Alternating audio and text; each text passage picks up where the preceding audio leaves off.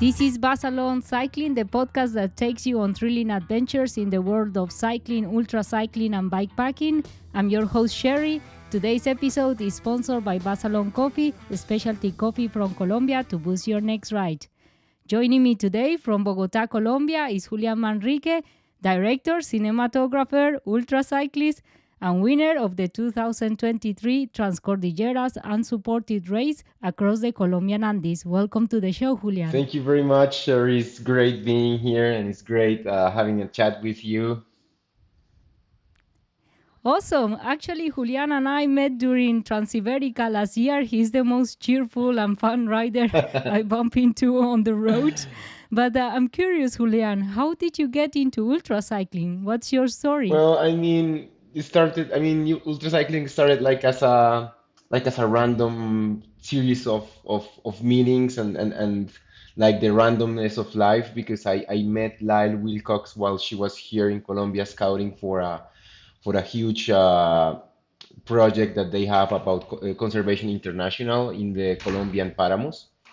And it was really Mm-hmm. interesting because I love cycling and I love the adventure and I love like having bikepacking trips and discovering our places and Colombia is like it's getting big in the terms of cycling, so everything kind of like pushes you to discover your boundaries and to discover new places. And when I met Lael, I just discovered like this new route of cycling, which is ultra cycling, and I admire her a lot because she's really steady on her pace. And I mean, Mm-hmm. here in Colombia, everybody wants to attack themselves. Everybody's like super competitive, and everybody likes to, go full on the climbs, having hardcore rides and stuff. But nothing like as I met with Lyle, that she was like having this 420-kilometer adventure with gravel, and her pace was really steady, and she could keep pushing within the hours. Like it was something that I've never seen. I already also worked with Lachlan Morton, which right now he's like the Mm-hmm. one of the best ones in the world. And at that time, he was just starting to discover himself in ultra cycling, and I had the chance to do a documentary with him. And I also understand, like, okay, cycling is having this new path, and of course, ultra cycling have been here forever here in the cycling world.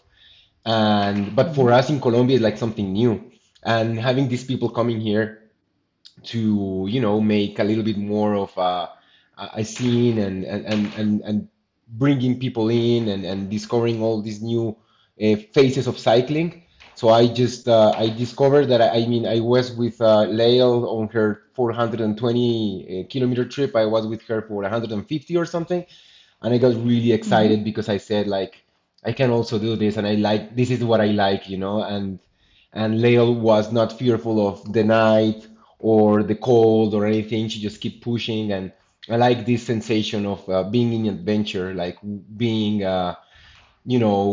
against yourself in the middle of nowhere, discovering your own boundaries, and that's something that I liked. And I started like doing these ultra cycling races, and then I went to Europe and I met you and I met Gideon. I started meeting more people like with the same ideas, and ultra cycling is more about like it's about facing yourself against yourself, right? And it's exciting also meeting Mm-hmm. people that have the same passion. Exactly. I find a lot in the ultra races the community feeling. You feel like, I don't know, we are all so different, but we are all connected by the same passion, which is like adventure and finding yourself. But I'm interested. You mentioned that you race in Colombia and also in Europe. You find it very different, like in terms of resupplies or maybe the landscape or how you experience these events? Yes, actually, I think the most big difference that I can find between racing in Colombia or South America, because I also was in Brazil, against Mm-hmm. Europe, it's the resupplies. I mean, Colombia, because half of the country is just Amazon, the other half is populated by the rest of the people. So you can find little towns, you can find resupply points, small stores, people selling fruits. Everything will be like really condensed. Even in the middle of the night, you can find like Mm-hmm. a gas station stop or a driver stop or whatever. and you can resupply them in a easiest way. When I was in Spain, I could find myself riding for 30, 40 kilometers without having anything. And, you only can rely on the small gas station stops because sometimes, or especially in a Sunday, in a Sunday in Spain, there's nothing open. And you can find yourself like Mm. really struggling by like resupplying against Colombia or Brazil. You can have like at least something that you can be, you can find some food or you can find some water. And also the difference is in terms of humidity. Here in South America, it's really humid and it's really moist, and you can have all of the weathers in the same day. You can have rain, like you can have cold, you can have heat, and everything is like puts you on the test. In Europe, you can play with the seasons, and usually the races are on the summertime, which is perfect because I cannot imagine racing an ultra cycling race doing a mountain pass in the cold. I know you have done that, Cherry, and I admire you for that because that's gonna be hardcore. Yeah. Yes, indeed. As you mentioned, it's a difference. You have like different conditions, and sometimes, yeah, in Europe now it's changing a lot. You expect it's gonna be sunny, and then you go to a mountain pass and you freeze. But I think it's part of the challenge, indeed. And saw that you raced Transcordilleras, and I mean, your performance was incredible. Congratulations! I'm really proud to see you. Like. Coming first, and yeah, really amazing. But I'm wondering, is it very different to race off-road? This is like gravel madness in Colombia. Even some pro cyclists were saying that this is the craziest gravel they ever done. But how do you find how different it is from road? How is your strategy, your equipment, or your preparation, Yeah, road versus off-road? yeah, actually, that's true. Transcordilleras is insane. The amount of gravel and the terrain itself and the steepness of the climbs and everything makes you it's a huge challenge. It's a huge challenge when you're tired and you have to face another 30-kilometer gravel pass. And here the gravel pass is never like stable. Everything is uneven. There's mud, there's huge rocks, and you're always struggling with that. And I mean, winning Transcordilleras was also the combination between luck and the combination between everything happened in the exact amount moment that it had happened. Because I don't know, when you try to pass a gravel path in the night, you are struggling more with the lights, you're becoming slower, and I had the chance to pass those important segments in the daylight, so it saved me a little bit of Mm. time. And there's a lot of strategy going on, and you have to be really cautious with your equipment, with your bike especially. So I mean, there's moments where Yeah. there was like huge mud passes, and you can pass by like full gas on it and splash everything out, and you get all muddied up, and you get there. It doesn't matter. You keep on racing, or you can actually, in my case, I prefer to stood down from the bike and push my bike while walking, because or passing really slow all the mud passes, because if you wreck your bike, you're done, and even the mud can get stuck in your drivetrain and everything, and everything can be like a factor that can damage your bike. And it really happened to me in Mhm. Brazil. I was like so excited that I didn't care about the mud, about everything, about the dirt, and I went too fast on some passes that I could have slowed down and take care of my bike a little bit. And at the end, all my gears got stuck because I was using mechanical gears, and it got stuck because of Mm. the amount of mud, and I couldn't even like take out the cables and fix it out. It's already too damaged. So in Transcordilleras or in off-road, you have to be really cautious about protecting your bike and protecting yourself. And if you have a crash, or if you fall down or everything, it could wreck your bike like super fast. Bringing the Mhm. enough amount of chain lube is like crucial as well, because chain lube will dry out really fast, or the mud, it will take it out, and you have to resupply, and you have to re-put some more chain lube. And that's a hard thing to do. You have to be really aware of everything. And while you're descending, you're thinking about, oh my God, this rock is huge, I have to dodge it, and then you have to dodge another one, and then it's like everything is putting stress in your mind when you're racing road. And there's a huge difference with it. and is the mental factor, because in road you can focus on just pedal, and just keep on going, just keep on pedaling. Sometimes those Mm-hmm. moments can stretch even more, because sometimes you can find yourself in a section where the landscape is the same, everything is the same, and you're just like tired about seeing the same landscape and being at the same pace. Maybe you get sleepier or something, and Yeah. that's another challenge as well. So I think you have to discover which type of cyclist would you like to be, or which type of race would you like to race.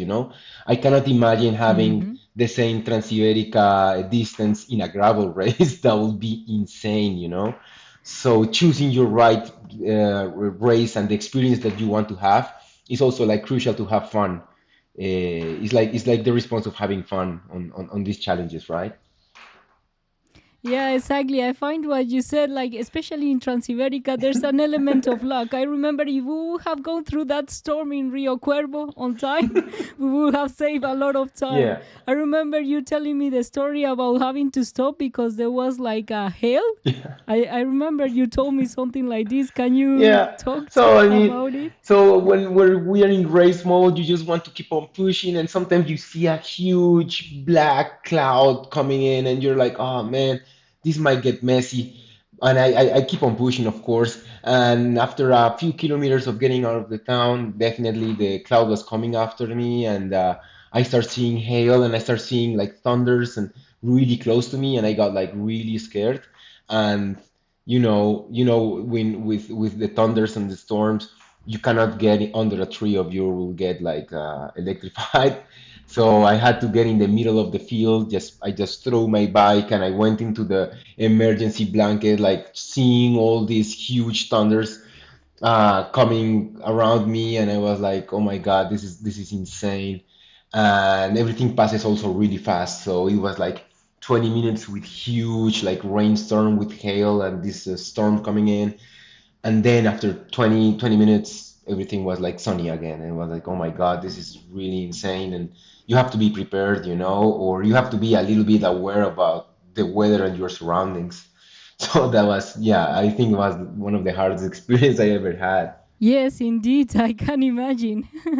It's always unpredictable, right? You think something is going to be away, and then it turns out to be the opposite, indeed. And for example, how did you prepare for the race? Do you have a different training, let's say more intensity? Because I guess off road requires you to push harder over these steep climbs, or getting over bumps is not like you can carry speed, like for example in road. Yeah, that's true. And I at the beginning I didn't have any type of like training. I just liked to ride, and a couple of years later I discovered like you can train for this in the proper way, right? And pushing your base threshold zone, it's the best way to endure for this kind of races, but specifically for Transcordilleras. And you said it, there's like super steep climbs that you cannot maintain like a low power threshold. You have to push it because they're so steep that you will fall down from the bike. So for that type of for races like Transcordilleras or the gravel races, it changed a little bit my training. Of course, having a huge amount of base power zone rides, it's crucial. But also in the weekdays, I had some interval sessions pushing a little bit more about above the numbers, so I could get used to when I face a big climb, a steep climb, that I have to like charge on it. So it switched a little bit. So for Transcordilleras, I used to ride like long hours on the saddle so I can get used to it. Like for example, a weekend would be like 2 hour, two rides of 8 hours the day. And Hmm. in Transcordilleras, it was reduced a little bit, but with a little bit more of potence, of power, like spikes. So you could be used to it, and your body get used to it. So it depends also on the distance. For a race like 400 kilometers, the best is just get used to be on your bike. But for a gravel one, you have to also push some moments, and the body has to get comfortable being uncomfortable. Exactly, exactly. It's all about training and experience. You find that what I heard that you said you apply a lot of the things you learned during your previous ultra races to your events. I apply and I learned so much about myself. And every event, there's something that I can use or from the experience I got. Even if it's painful, you'll know okay how your body will react, what works for you. Sometimes what works for somebody might not work for Yeah. you, and then other pacing strategies might be good or sleeping. Do you find the same? Yeah, it is true what you're saying, and I think the only way for you to understand your own experience is having this type of experiences, right? I mean, if you like, if you like a little bit of gravel, a little bit of road, you should try a race of gravel. You know, it's a different experience. You will have fun, and you will learn from it as well. And then you can see which type of race you like. There's like shorter races when you can push harder, or there's longer races where you need to push slower. But the thing is, like every experience that you get, it's experience that you gain, and those experiences will help you out in a crucial moment, especially with the food, I think, and mechanicals. That's the two things that you need to really take in consideration. Of course, the sleep deprivation, that's the most personal thing you need to discover, right? Because and we saw it in Transiberica. You guys were sleeping, I was not sleeping, and we both crossed our paths in some days, you know. So that's something that you need to discover, and the experience is the one that teach you the lessons. Yeah, I remember that you were sleeping outside, and we took a more comfy approach of sleeping in hotels. But at the end, you decided to start sleeping in hotels Yeah, also. exactly.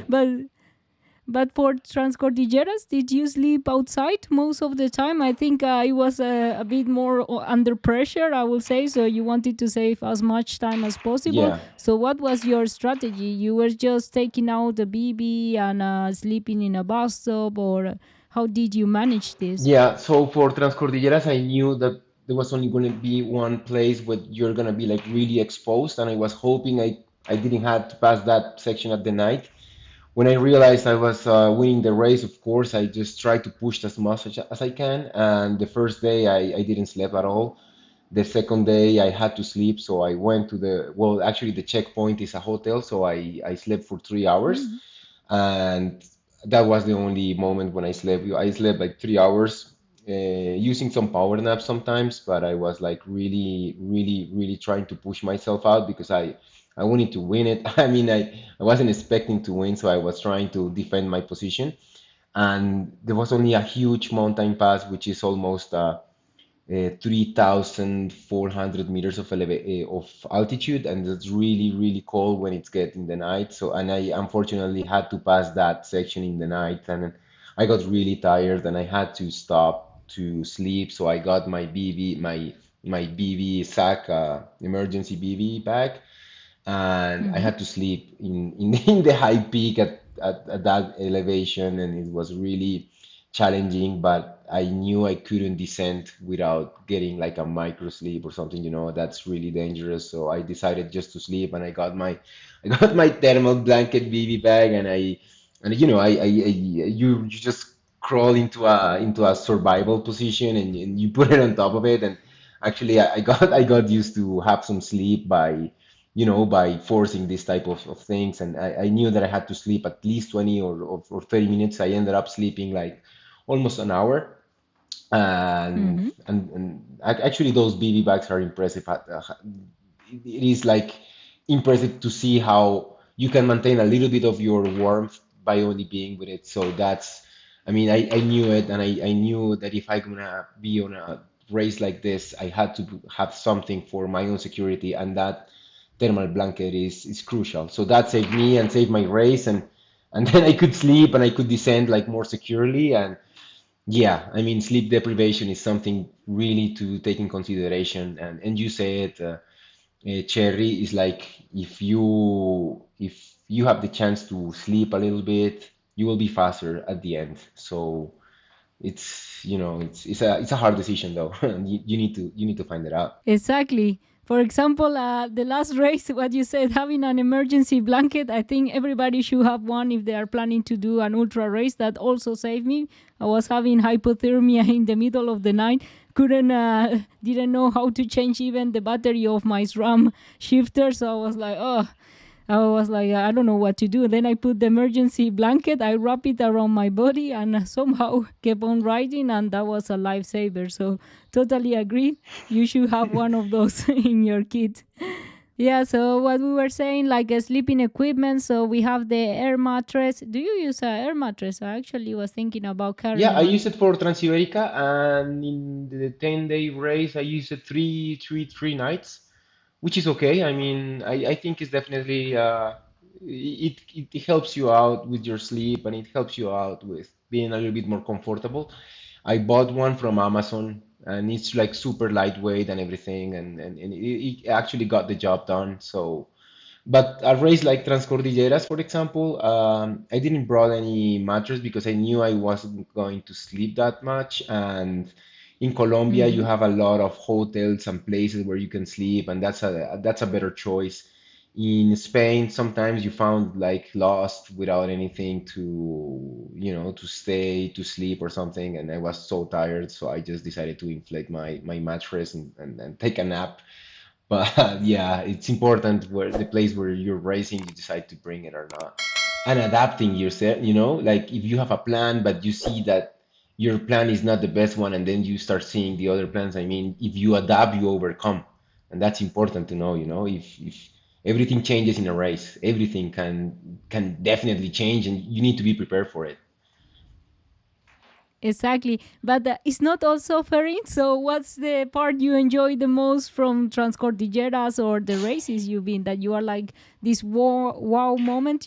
Ultra cycling is like a roller coaster of emotions. Sometimes you are very low, but sometimes you could be on top of the mountain on the sunrise and it's Yeah, like the best moment yeah. ever. What was this moment for Oh you? man, Transcordilleras gives me so many good moments, but also like I had so many roller coasters on the way. I mean, one of the good moments was like, middle of the night, you're by yourself. I started like I don't know, like singing, like super, like screaming, singing when I was riding. There was like a sunset where I was leading for a long time, so I was like super happy and I was screaming of happiness and like dancing alone. And sometimes ultra cycling puts you in a mental position that you will never like realize how crazy you are, like sometimes I was in a low moment and I started to cry and I cried a lot. I don't know why, just like I got like emotional about stuff, and that's a cool thing about ultra cycling, you discover your deepest emotions, and I mean, being by yourself is also like really challenging, and it's cool. I like it. I like just to be immersed in adventure and pushing myself out. Exactly. And for example, in terms of equipment and preparation, what kind of equipment you take? Do you use the same bike for road or off road? You just change the Yeah, tires, or how do you do yeah. it? So I use an open bike, open wide, and this bike it's really impressive because I have like the chance of just switching tires. And this bike is amazing for gravel, but also for road, and it's really comfortable. So I can have both. And actually, I ride with a 1X chain ring on the front and 12 speeds on the rear. And for that, I mean, I did Transiberica on that configuration, and I was like really, I didn't feel like I was missing like a 2X chain ring, and that's cool. I mean, Mhm. it's like it's cool relying on your bike and trusting your bike that can do everything, and it is great. Just switch tires, and they have rotors already. So you're gonna do gravel, okay? I'm just gonna switch it to gravel. I have like the two cassettes and everything, so I just like switch it instead of having two bikes and fitting them up, and if a bike is not working very well, so I have to fix it out. And this is cool. Yeah. Yeah, I know in Transiberica, even if it was a road event, we all did our part of gravel, Oh right? man, yeah. I remember you telling me Damn. you got lost in these gravel roads in the Yeah. desert. Oh Oh my God. man. And that's the thing, you'll never know where you're gonna pass. And my tire selection was like playing safe. I didn't went with Continental GP 5000. I went with the Pirelli Cinturato, which is a little bit they're a little bit slower compared to the Continental, but they're really good against like gravel passes and everything. That I mean, I still fell down, but at least I was a little bit more comfortable with like some grips and stuff. And yeah, because I chose my own route, I make some mistakes, and I was trying to compensate those mistakes by while using Google Maps, and that took me into a gravel path like for 20, almost 20 kilometers. I was like, oh man, and I had to walk sometimes, and I was like desperate about it. So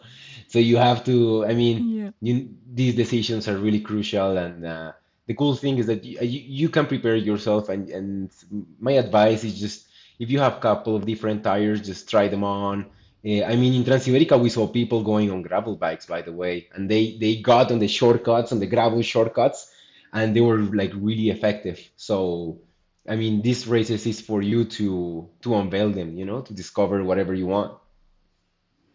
Yeah, exactly. I totally agree. So, what advice would you give to somebody thinking about signing to their first ultra Oh race? man, I think choose the race that, or choose the event that you want to do at first. I mean, the one that you like the most, by looking through the Instagram page, or through the community, or through your friends' advice, or the challenge that you want to set up, or the distance, even the distance. I mean, you can start with a smaller 300-kilometer race, and then push up a little bit. Or if you want to go straight for a 1,000-kilometer race, that's okay. If you feel like you are not feeling comfortable on the gravel, you can choose a road race, right? And that's the cool thing about these events that are coming in, and there's a lot of events now, and that's the cool thing. You want to choose like really challenging stuff, you can find it. If you want to choose a little bit more paced, or not even a race but a good event, I mean, just do it, and don't be scared about maybe not finishing the first time, because it is hard. It is like really hard, and your body will be also feeling it. And that's the thing, you need to also recover, and you need to be like really patient about your body.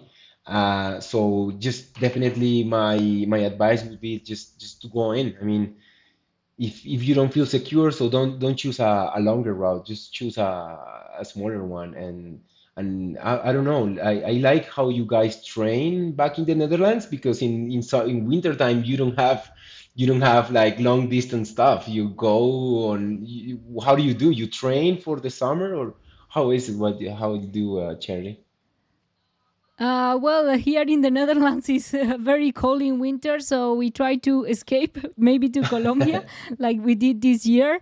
And otherwise, we do a lot of indoor training, so like focus on more high intensity on the turbo, and sometimes put a lot of clothes and layers on and go for a long ride outside. But that's normally quite painful. Okay. So the long-term plan is to go to sunny countries to spend the winter Yeah, there, we're spoiled. training Yeah, camp. we're spoiled on that one, Mhm. because we don't have too much seasons.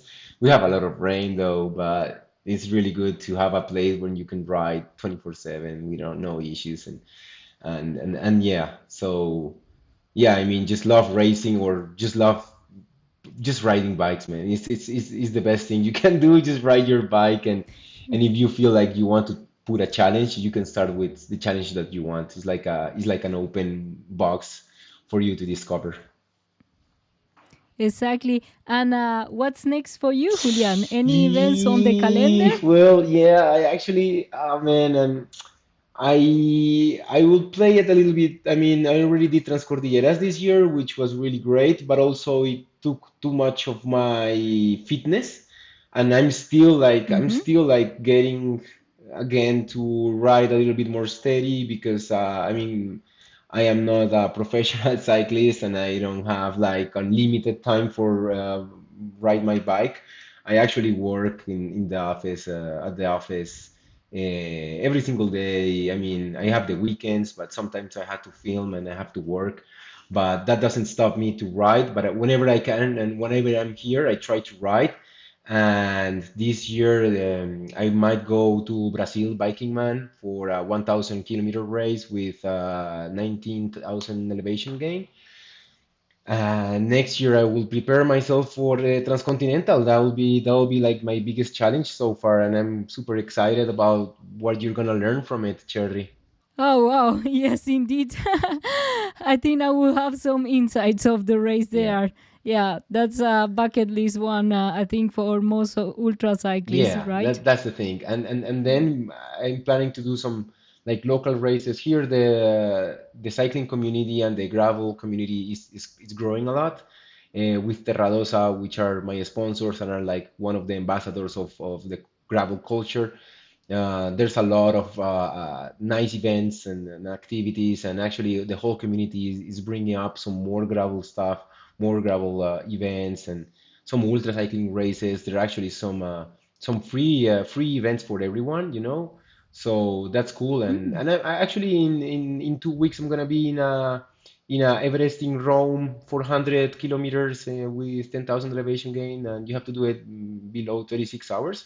And this is the Wow. first time that more than 150 people are joining in, and everybody is gonna do it. So that's gonna be exciting, and it's building up, And I'm excited to see what talents are gonna born from all of these events, and that's great. I mean, I'm excited. This is gonna grow a lot. Wow, that's fantastic. So I will leave some links to Terradosa in the show notes if you're interested, and also Julian's Instagram, so you can find him and follow his adventures. Thank you so much, Julian, for being in the show and giving you some insights into ultra cycling, your experience, and really nice to have No, you thank you here. very much, Eric.